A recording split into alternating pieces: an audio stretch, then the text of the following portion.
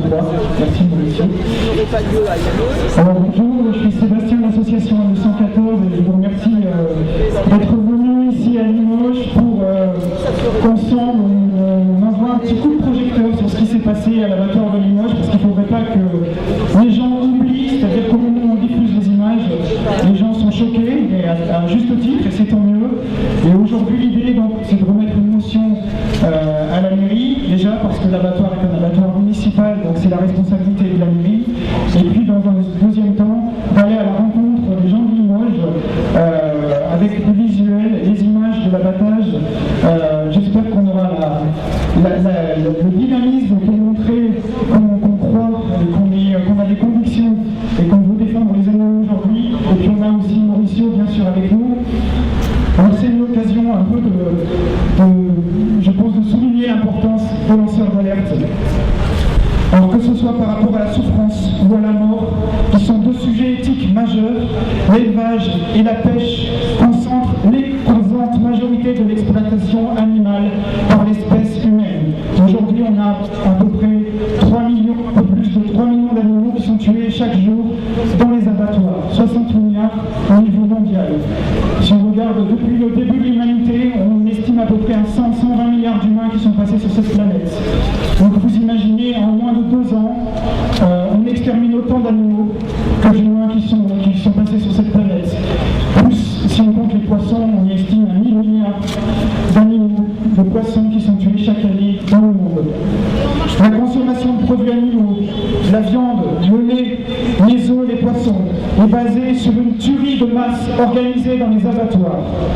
La grande majorité des élevages concentrent un nombre important d'animaux. Une grande partie des animaux sont enfermés dans des espaces réduits et souvent mutilés. Coupe des cornes pour les bovins, rognage des dents, castration et coupe des queues pour les cochons, etc. La sélection génétique, essentiellement tournée sur des critères de rentabilité, a fabriqué et fabrique encore des animaux dont la santé se détériore au fur et à mesure de leur croissance. Les filières d'élevage et l'industrie agroalimentaire concentrent des pouvoirs économiques et politiques très importants. Même si la morale commune s'accorde à dire qu'on ne doit pas maltraiter et tuer les animaux sans nécessité, même s'il est scientifiquement démontré qu'une alimentation 100% végétale bien menée, c'est-à-dire sans produits animaux, est bonne pour la santé à tous les âges de la vie, les habitudes de consommation, le matraquage publicitaire et les mesures d'aide à l'élevage maintiennent un modèle alimentaire totalement injuste. Le déséquilibre entre les pouvoirs des productions animales et les considérations éthiques sérieuses et conséquentes est extrêmement fort. Les filières d'élevage ont tout intérêt à obstruer cette réalité, cette vérité.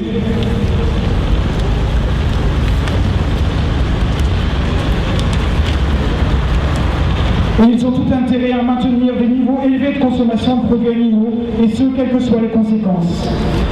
Les récentes découvertes en éthologie nous montrent que les animaux non humains, du moins ceux qui sont utilisés dans les élevages, ont des capacités mentales beaucoup plus étendues qu'on ne le pensait. Non seulement ils sont doués de sensibilité, capables de ressentir le plaisir, la souffrance, mais ils ont aussi une palette très large d'émotions. Mieux encore, les sciences cognitives reconnaissent aujourd'hui qu'ils ont une constitution biologique permettant l'émergence de la conscience. Au cours de la domestication, les animaux utilisés à des fins alimentaires en élevage ont justement été sélectionnés pour leur docilité. Ils essayent de résister, mais leurs moyens sont faibles et les résistances vite maîtrisées. En élevage, il suffit généralement de construire des murs, des cages, d'utiliser des chaînes. La coupe des cornes des bovins, la coupe des becs des poules pondeuses, la coupe des queues et des dents des porcelets et bien d'autres mutilations systématiques en élevage sont d'autres moyens qui utilisent la force pour contraindre les animaux à vivre dans des espaces réduits à leur minimum. Les bâtons, les aiguillons électriques, les coups, les cris sont d'utilisation commune pour faire entrer les animaux dans les élevages ou des marchés aux bestiaux dans les bétaillères, ou des animaux dans les bétaillères. L'élevage est un domaine particulièrement concerné par les situations d'alerte. Les animaux non humains sont en situation d'esclavage. Leur travail, leur vie contre un abri et l'alimentation. Mais l'abri, c'est quoi? Il est généralement constitué de métal et de béton. Il est exigu et l'alimentation est formulée pour optimiser la production de lait ou la prise de poids des animaux le plus rapidement possible. La société a donné quelques droits aux animaux d'élevage, à l'image des codes noirs pendant l'esclavage. La réglementation, aussi peu contraignante soit-elle, est pourtant régulièrement bafouée et les autorités officielles de contrôle peu efficaces et laxistes.